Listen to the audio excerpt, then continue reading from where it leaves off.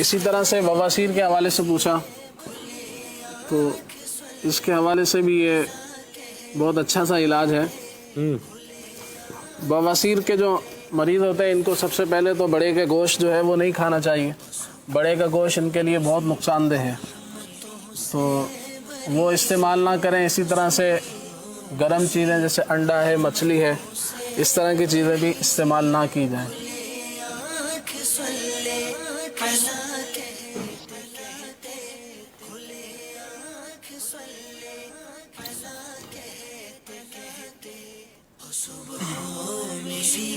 رحمتوں سے بری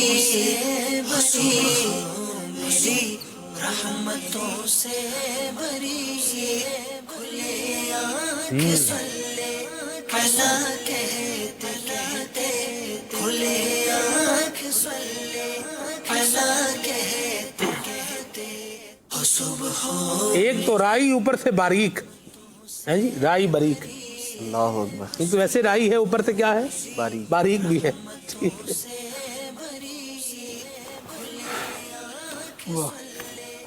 وہ بندے کے بارے میں کہتے ہیں بڑا باریک آدمی ہے، یہ بھی ایک بات ہوتی ہے۔ جی خلیل بھائی ارشاد۔ یہ ہے نا حضور غوث پاک رضی اللہ تعالیٰ عنہ کے بارے میں ہے کہ آپ اس طرح ملاحظہ فرما لیا کرتے تھے جس طرح ہتھیلی پر رائی کا دانہ ہو۔ ہائے ہائے ہائے، واہ واہ۔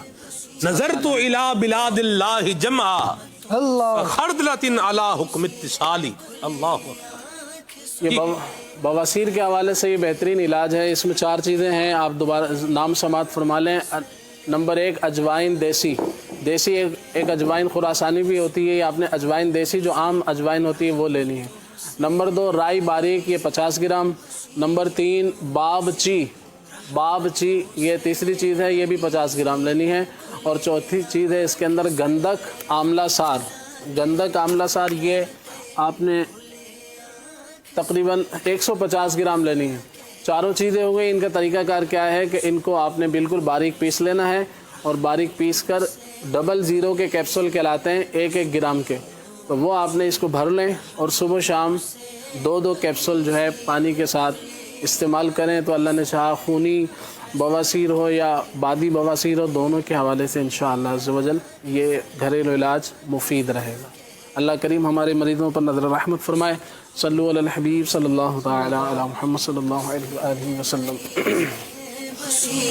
اللہ پاک آپ کو شفا بھی عطا فرمائے۔ اور خلیل بھائی بڑی پیاری بات کہتے ہیں کہ علاج ہے تو وہ طبیب کے مشورے سے استعمال کیا جائے۔ اپنی جو بھی میڈیکل سچویشن ہے، کچھ چیزیں کچھ لوگوں کو جو ہے وہ فائدہ کرتی ہیں، کچھ فائدہ نہیں بھی کرتی۔ میں نے جگہ چینج کر لی ہے، میں نے کہا چلیں ادھر سے ذرا دیکھنا آسان ہے، وہاں پر وائٹ بورڈ میں